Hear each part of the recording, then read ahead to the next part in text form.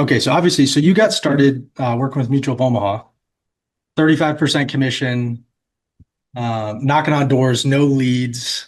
What do you say to somebody like for us, for example? We don't do that, right? Our whole thing is leads. You mean you don't do the knocking on doors or you don't do the 35% commission? Both, Gotcha. Okay. both. So for you, do you think you were successful because you just didn't know any better? Or do you think it was partially like the drive that you were just like, you know what, I'm just gonna make it happen, regardless of my circumstance, my upline, my leads, my whatever. Yeah. I think I do this in all areas of my life. Like the more excuses that I can like literally take away from people or take away from myself, the more successful I'm going to be. So like a lot of people they're always looking for like why they're, not doing well. Or if you honestly, sometimes a lot of times if you tell people too much, then they now have excuses. And so for me, dude, the target was set before I knew anything. I didn't know anything about products. I didn't know anything about, I didn't know if 35% commission, 50% commission. I didn't know if that was good. Right. I'm bad. I don't have a freaking clue. And guess what? If you sell a ton of insurance, it's still good. It's still a lot Right. better than being homeless, right? And so, are there better opportunities? Sure, clearly. But like I didn't know anything. I didn't have any sales skill. I didn't have any leads. I had nobody to talk to. You know, um, I didn't know what to do. Like I literally had no clue. But the target was set that, I'm going to hit six figures. Like I am going to hit six figures. No, I don't know how, but man, Mhm. I'm gonna do whatever it takes to get there. Right. And so I think a lot of times we try to figure it all out before we make a plan. We try to know everything before we take action. Where, dude, in everything that I do, like right now, we're planning for our 8% conference. It's in literally 17 days. And I'm taking 40 minutes out to hang out with my buddy Roy, right? But dude, I have been slammed all day, every day, 10, 11, 12 hours a day, constant Wow. meetings, constantly working. Well, I share that because in my business, the fact like my meetings are like I did a breakout meeting for like 50 people. Dude, it was 13 minutes. Like my meetings are shorter than most people because I've got to maximize my time. Right. And that's kind of how I have lived my life and ran my business.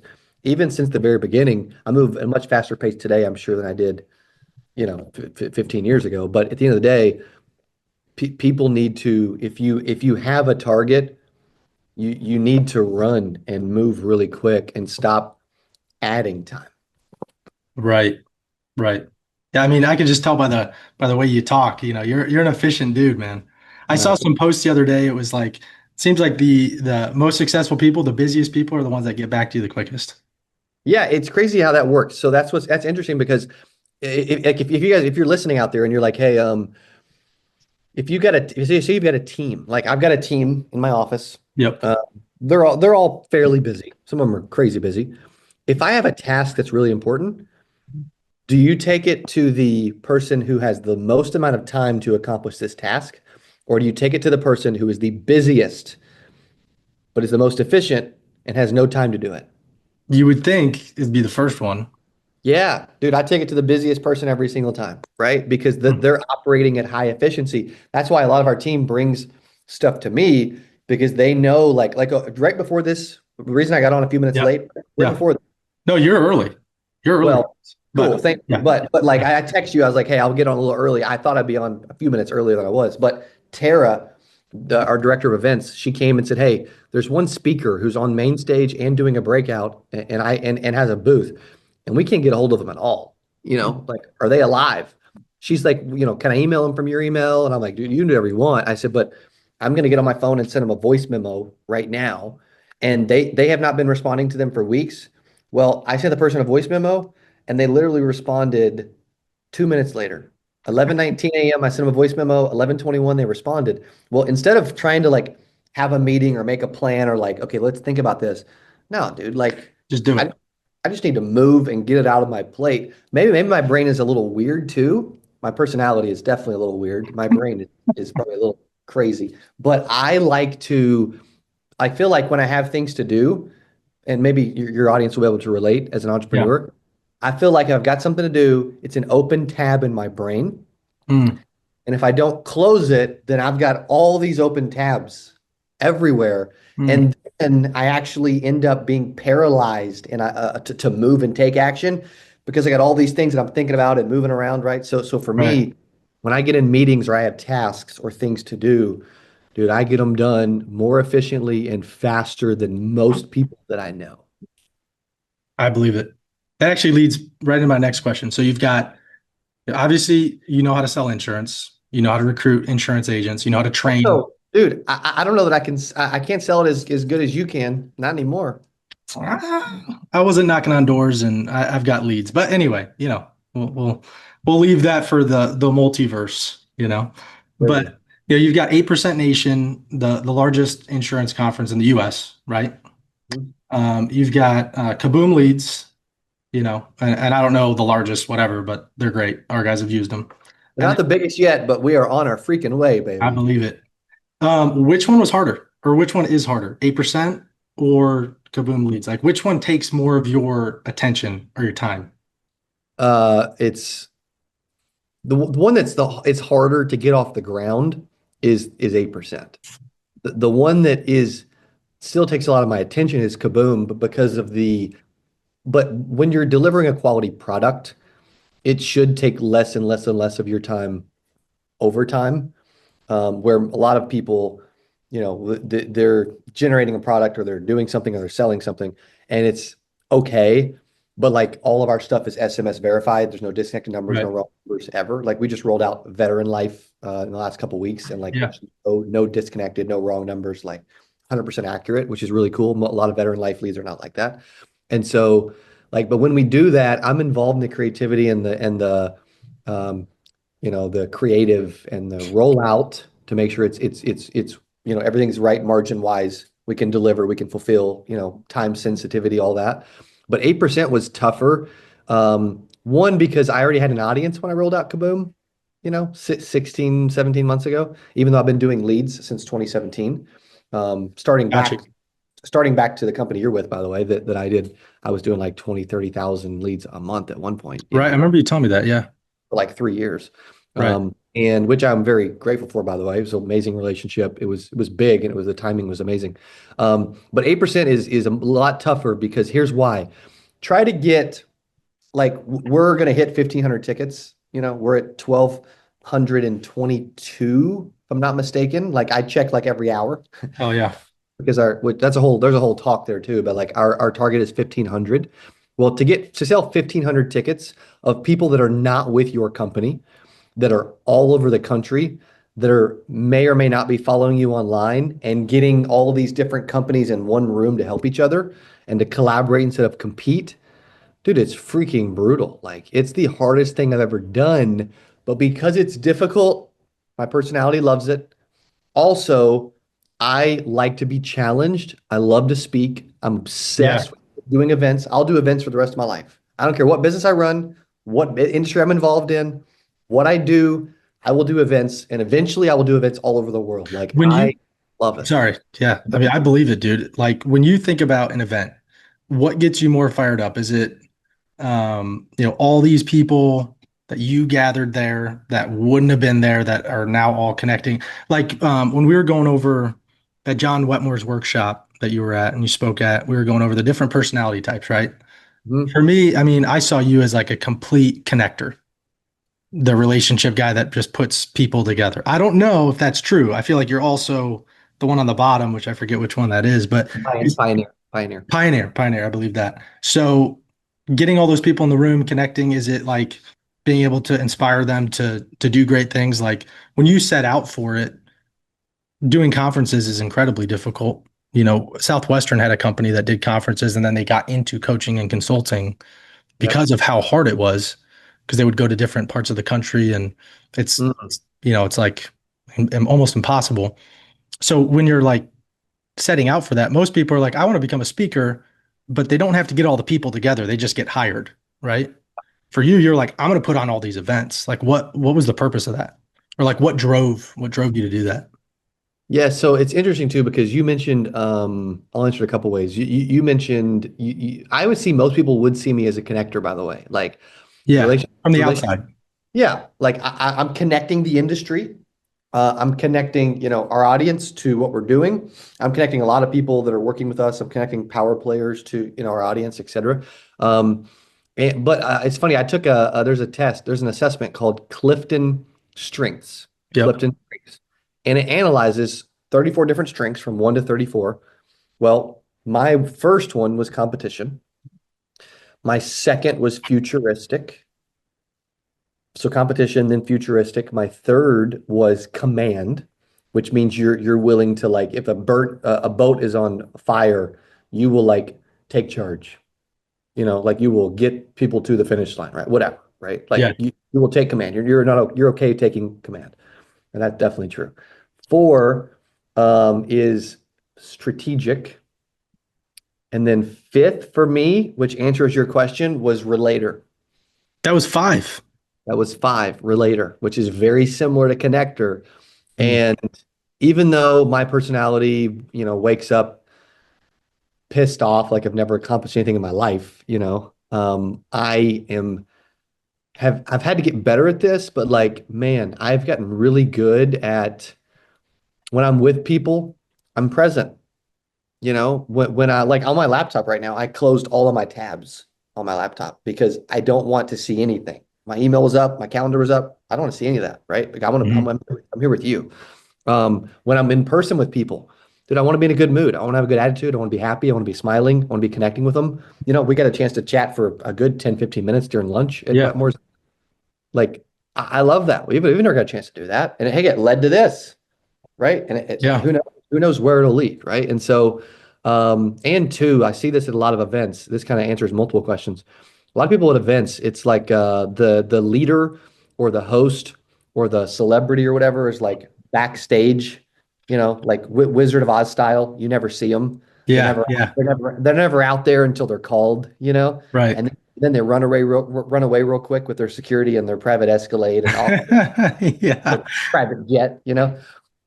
I Every time we do a road show, I go and say hi to 100% of people in the room before the conference even starts. Um, Whenever we do the 8% conference, it'll Mm. start at 9 a.m. on the 7th. I'm sorry, 9 a.m. on the Tuesday, the 8th. I will go and say hi to as many people as I possibly can, and I will spend 30 to 60 minutes mingling when I should Right. be really, like, you would think, well, you need to prep, you're going to be walking out, you're going to be introducing the event, you're emceeing the 3 days. Like, why the heck would you spend 30 plus minutes mingling and spending time with people right before the video goes off? Well, and the lights go down. Well, because I have learned that I'm actually better at connecting with an audience when I do that. Hmm.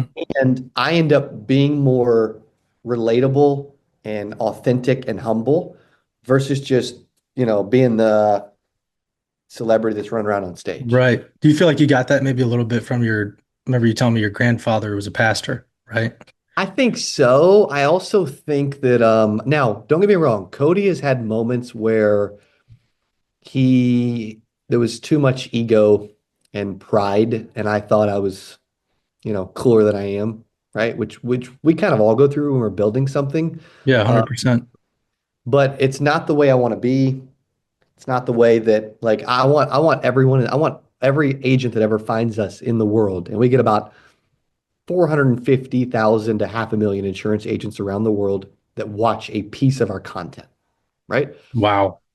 Maybe a little more at some months, but that's the average. And That's then about, crazy. That's yeah, crazy.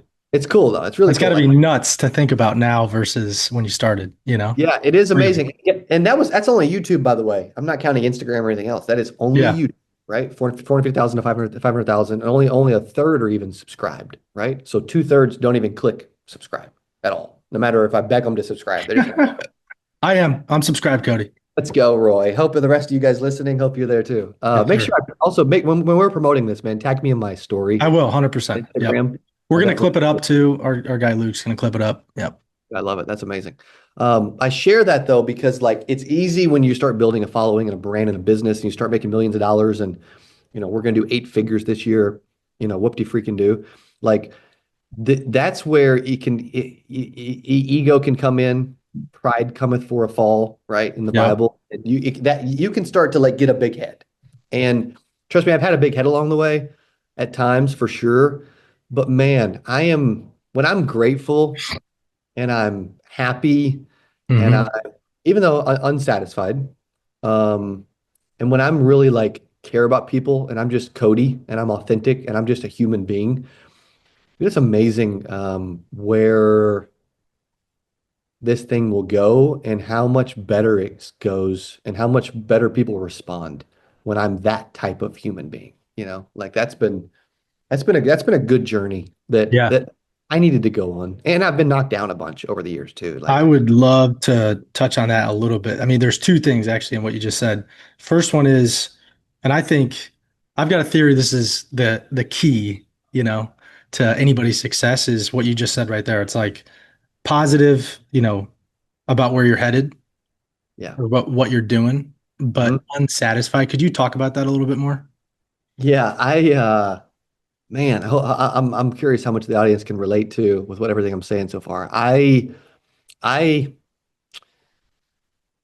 wake up like okay, here's an example. I've got a buddy that does an assessment at one of his events and he uses different colors, and it's like red, yellow, green, blue. They all, mean the different same thing, just different tests. Well, a red is like it's like Pioneer, right? Or it's like a high D in the disc, right? Like you're hard driving, you're aggressive, you're a risk taker, whatever. Yeah. Well, I every time I've took that the last decade, I'm the highest in the entire room, above everyone. And I You're think talking there's about like that D? correct, Got correct. it. So my D is 100. Or if I go the Pioneer test, it's really higher. I go the Yeah. color test. I'm like a almost a 70 red, which is like unheard of. Like most people are like in the 30s, 40s, 50s. Um, even the aggressive people in the room. But I'm not. I can be direct. My team would tell you, even the last few hours, dude, Cody can be direct. Yeah. But I don't come across that way when I'm with people, even though I come across like I try to. I come across like I care a bunch. Like it's funny, like internally, I'm like, I feel like I'm freaking Elon Musk, but externally, I'm Yeah. like I'm like this connector, nice guy. He'll give you his time. He cares. He wants Right. to he wants to help you. He'll listen. Um, it's been a good balance, but man, it's been a challenging balance because, as you said, I am not satisfied. Like, and two, some of my visions and goals and dreams are, dude, I want to be doing hundreds of millions in revenue, even though between some of the companies I'm involved in, we're doing tens of millions. That's Okay. awesome. Okay. Yeah. I want to be I could see us being worth $1 billion one day. I could see us doing conferences for tens of thousands of people around the world, hundreds of thousands potentially.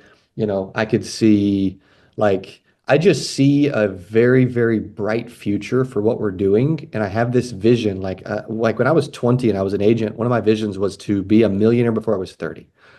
Well, okay, you know, but it's like there's so much farther to go. Because here's what happens. Here's the issue with most of the audience listening. Here's the problem.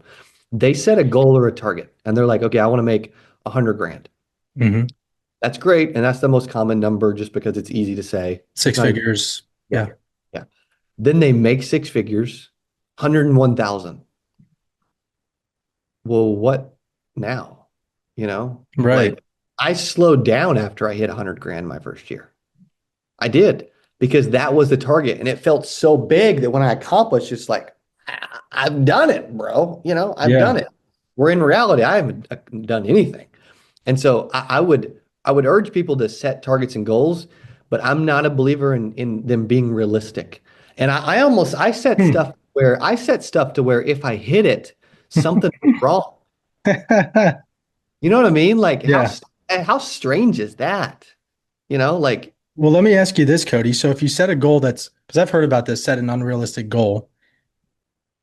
A lot of people, I feel like, right? Like we'll do a weekly meeting or whatever. And I love all the guys on our team. Like they're awesome, and it'll be like, well, I want to write 40,000 this month, you know, but if week one, they're only at 5,000, then now it's out of reach as far as like what they think is possible. You know what I mean?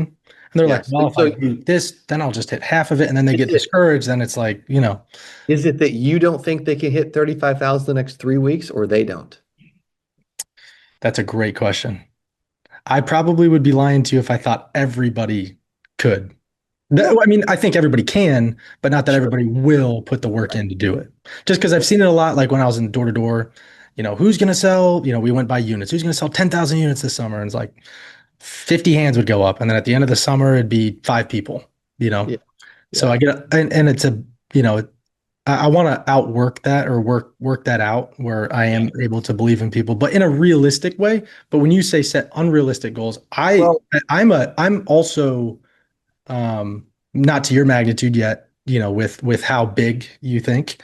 But yeah. I do like to set unrealistic goals. Like my goal for this year was issue 1 million, but I'm not nowhere close to that. But then I get stuck in well, what's the point if I'm off track? So how do you handle that or deal with that? Well, and the way I think about it too is like unrealistic is not I'm going to make $1 billion this year. Like Right. it needs to be something that I believe it needs to be. It's like a stretch, like you're stretching yourself. And so for that person that's never done 20, for them to say 40, it's a stretch goal, but like if you've never done 20, like dude, start with 20.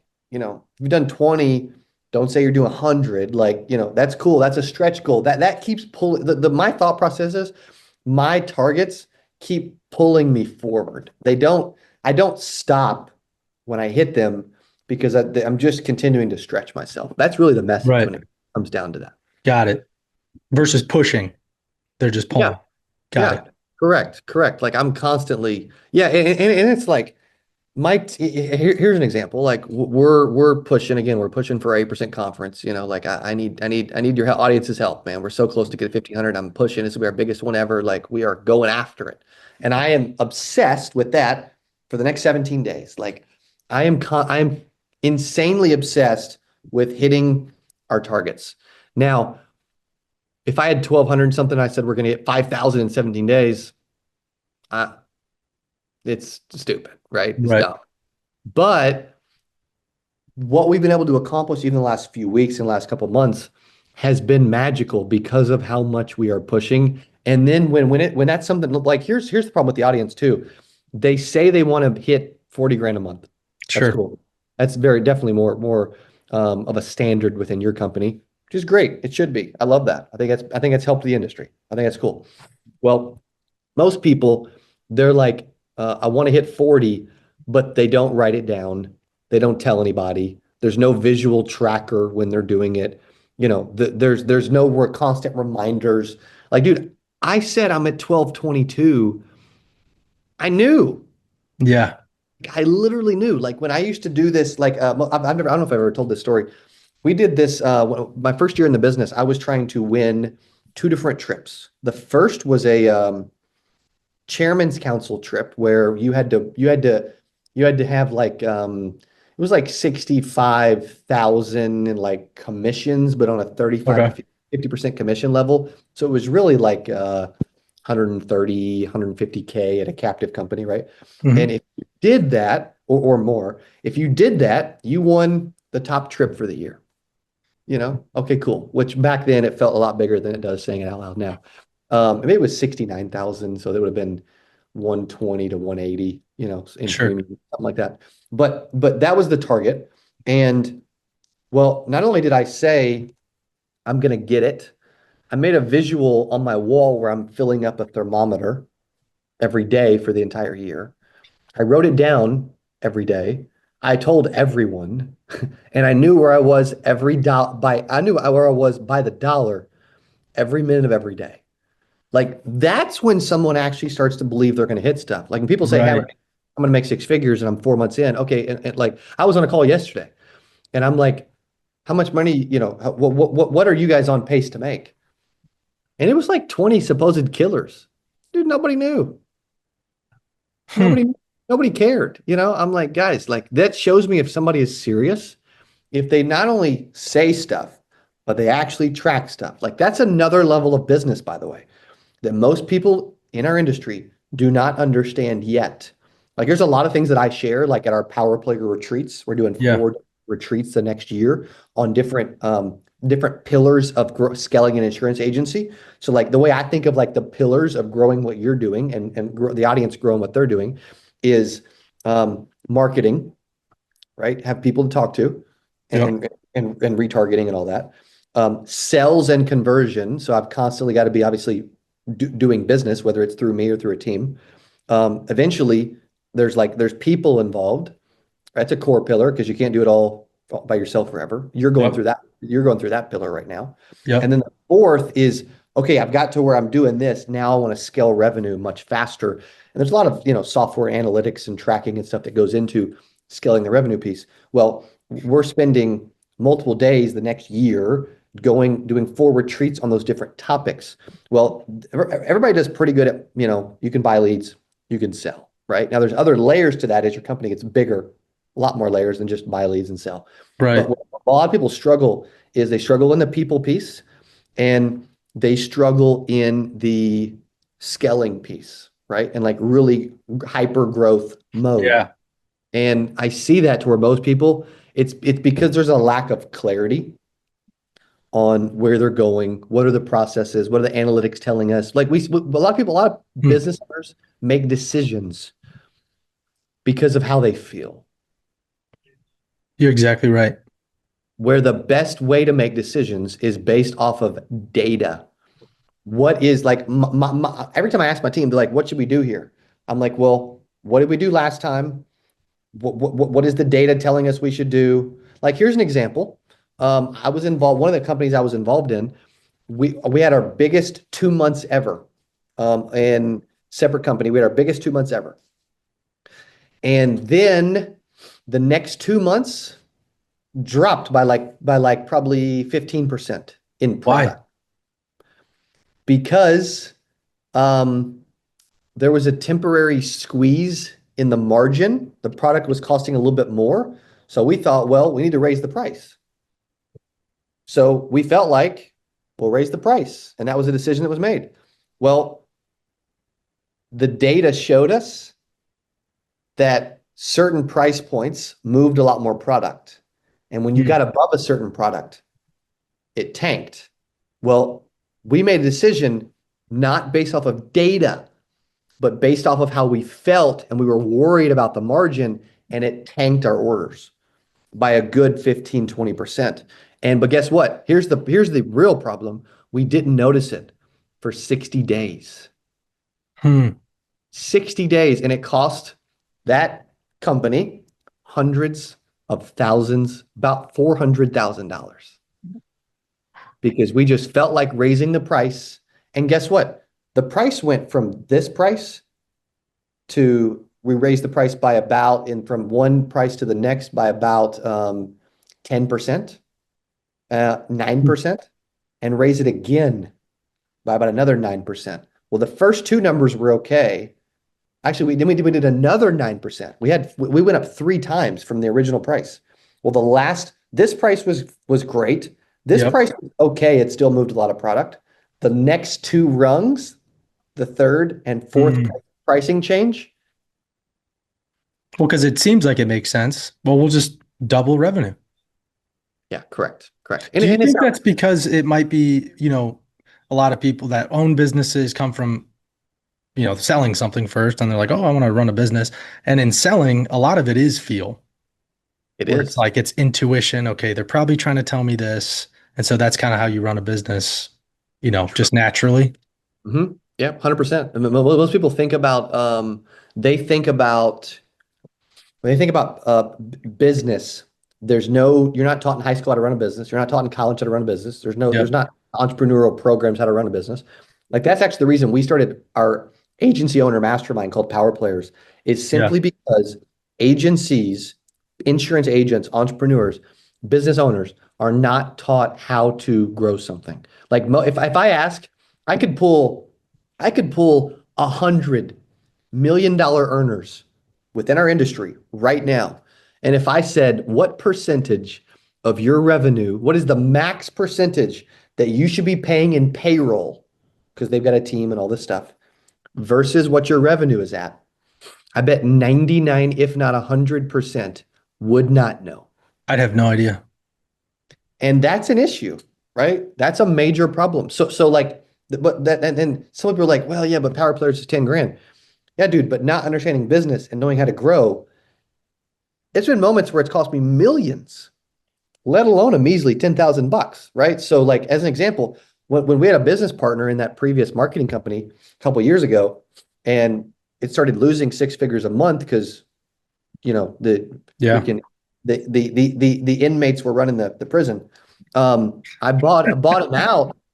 I bought him out and took over because we were losing six figures a month. And it was literally, there were some changes that were made and some decisions that were made and some things that Mm. happened that cost that company hundreds of millions long term, Wow.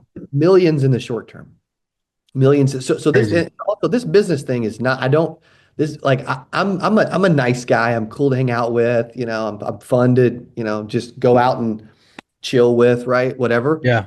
When it comes to business, I do not play games. Yeah.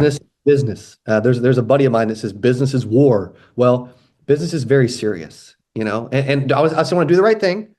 I want to treat people the right way. Culture is also extremely important, even though most people don't know how to build a good culture, right? Very Yep. freaking important. However, business is also very important to Cody.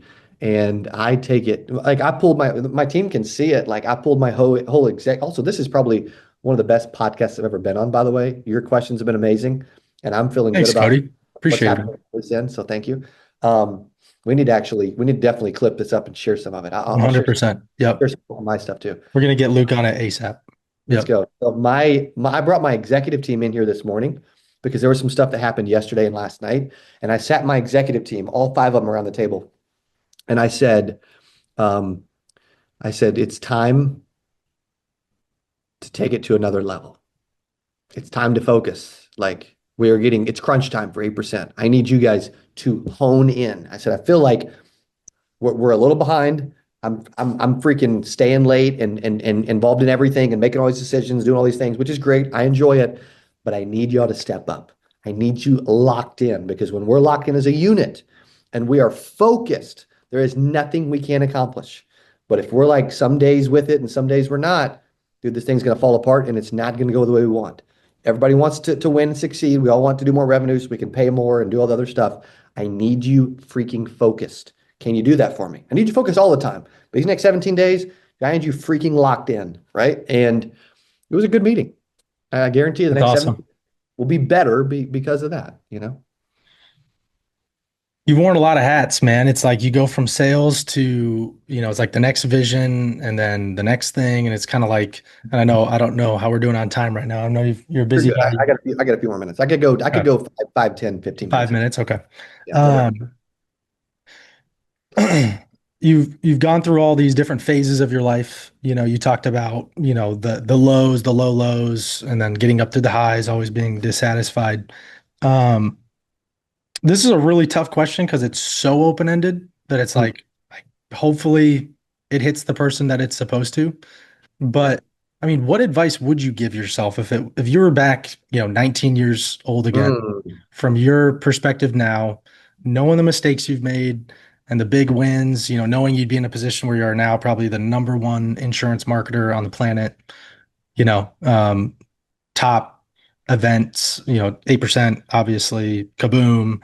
Everybody knows your face, Kaboom. Everybody knows your face in our office. I asked him what questions should we ask Cody, and I think all of them were a little bit too scared. But one of them asked you if you could hold up 25 bands, but I don't, I think that might have been old Cody, but but That anyway. was definitely old Cody, by the way. Dude, I got sued because of how flashy I was, and I went into it. Really? I'm going to answer your question, but dude, I Sure. got it was this crazy TCPA lawsuit. They sued 30 people around the industry at the same time. I got involved in some freaking scam. I'll be honest, and they went after me harder than all 30 Oh because in God. another conference room when I went and had a freaking big mediation and meeting for this. with lawyers and all this stuff. They had pictures of me spread all over this big, massive conference room table overlooking downtown Kansas City. And on Jeez. all of these pictures was Cody holding up cash, Cody in front of cars, Cody on private jets, Cody hanging out with freaking Tim Tebow, like everywhere. And they said, we are going after this dude several years Wow. ago, this kid harder than anyone else. The And so price of winning, I guess, right? it's the price of winning, but also I dial back the flashiness a little bit because of some of those things too. So yeah, I don't know if that's right yet. I'm not sure yet. I'll learn that along the way, but Yeah. I've dialed back the Gucci shoes and I didn't Louis. even see that Cody. I guess I got introduced to you about 2 years ago when I got into the business, and it was Oh, all just perfect. training and Best time to learn about Cody. That's good. applicable stuff. Yeah, it seemed very practical. So, but That's yeah, awesome. what I mean, if there was advice, I mean, a lot of people say that, well, I wouldn't really tell myself anything because I don't really have any regrets. But I guess if you were 18 again or talking to that 19-year-old, 20-year-old out there, that's going to go through that process. Dude, no question about it. Number one answer I would give because I wouldn't change anything either. If I could go back with the knowledge and the way I make decisions and market and promote and all that today, holy freak, bro, we'd be doing hundreds of millions already, right? However, 18-year-old Cody, I would say, because I would say the number one thing I would say is get in the room. I held myself back because I was always known as an introvert, that didn't like to hang out with people and socialize and go to events and do different stuff. Um, but dude, getting in the room, I've paid $15,000 to go to conferences. I've paid 50 grand to go to masterminds. I've paid 6,500 bucks for YouTube coaches. I've paid 30 grand for business coaches. I've paid, 11 grand for conference tickets. I've paid like all the stuff, right? Et cetera, et cetera, et cetera, right? I can keep going. I've paid the actually at one point $125,000 to learn just event marketing. Like, dude, Wow. I've paid it. I've gotten the room. Now, am I done learning? No, because knowledge is power, but also proximity is power. And most people don't get in the room enough. The Like, dude, bar. our conference, like on my wristband, it says 8%, and then it says expand your vision, right? Like this conference is one of the best things anybody could do in the world at getting them to think on a whole nother level, getting them in the right room, giving them access to the right people and the right information. And I waited too long. I waited too long to get in the room. When I first started getting in rooms, like I'm talking about, I was 27 or 28. Really? That was too late. It cost me millions by not getting in the right room, spending the money, getting in the right room, traveling, and being with people that can help me level up and scale my business. That is my number one regret. I don't want anyone to have the same regret, but most of the time we come up with excuses why I don't have the money. I gotta spend 2.5 days. It's on the other side of the country. I really need to spend this on Yeah. groceries, whatever, right? Like if you want to, oh, I've got this other thing, I've got this birthday party. Like if you want to find an excuse to talk yourself out of something, anything, you will, right? You will. However, proximity is power. It's more important because it's kind of funny. It's like, okay, knowledge is power, but how do you get the knowledge if you're not in proximity? You don't, right? And so proximity is actually more important than knowledge, I think, on the come up, because that is where you start to really start to think on another level. Like, dude, when I started going to $50,000 masterminds with billionaires, I started learning. I started thinking differently. I started looking at the future of what we're doing a Mm. whole different way. And a lot of people feel like they're being held back. They may not admit this, but a lot of people feel like they are being held back by who they're around and what they know and who they are in this moment. And they're right. They Hmm. are. That's why getting in the room is the number one answer that everyone should always give. Just get in the room. Get in the I've room. heard Coach Michael Burt talk about getting a seat at a bigger table. Mm. Like that's very similar Amen. mindset. I know you two know each other well. Yeah, he's a good dude, man. I love him. 100%. Cody, I know you're busy, man. You got 8% coming up in a couple weeks. I'm going to be there. It's gonna be awesome. And So the rest of the team that's listening, get on the freaking plane or car with Roy. Let's go. Let's go. get on that Spirit flight. Maybe, just hopefully you'll arrive in spirit. Who knows? Yeah, hopefully that's gonna be a prayer. No, that's not Spirit, but anyway, hopefully one day it'll be on a PJ, you know? Amen. Amen. Amen. You know what? That's why I work. One of the biggest reasons why I work so hard is I hate flying commercial. I feel like a peasant, and and like I'll add a few minutes real quick. So Yeah. I flew private a decent amount in 2020. I say a decent amount, at least a handful of times a year, Uh-huh. probably ish, right? 2020, 2021, 2022. I haven't been on a private plane, a private jet in probably 2 years, 2 to 2.5 years, Why is that? somewhere in there, because I bought my partner out and I started over and Yeah. revived a dying company, and it hasn't made financial sense, Hmm. and I've had to make data-driven decisions, right? And so, but dude, I work so hard because I will have a plane and I hate flying commercial. And every time I get on it, I don't care if I'm in the back, I'm in right behind first class, I'm in economy plus, or I'm in first class, which happens Yeah. a lot, thankfully. I would, I sit there and think, I don't know enough. I Hmm. haven't got the right rooms and I'm not working hard enough. And right now, you are sacrificing and paying the price and you're freaking flying commercial. That's what I Damn. think. That's great, man. This has been awesome, dude. Mindset, helping people think bigger. I feel like, damn, I hope one day I've got, decisions that's lost me millions of dollars, you know? You will. I know that's a good thing or not, but you will. Yeah. Yeah.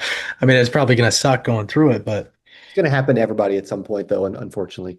right. If they don't think big enough, they don't get in the rooms enough, they don't invest enough, they don't try enough, it may not happen. But if they Mhm. are any of those things, unfortunately, it is bound to happen. Yeah. Right. And I said it would never happen to Cody. I was very naive. Yep. Well, Yeah. dang, dude, this has been freaking awesome. We are definitely clipping this up and it's gonna be everywhere. So Thank you. thanks Thank so you. much too, man. I know you did the John Wetmore event for free. You did this for free. I mean, shoot, I don't know anybody in the space provide more value than Cody freaking Askins. So let's go. Thank you, buddy. I love what you're doing. I respect it. And being on other people's podcasts and stages is literally one of my favorite things to do.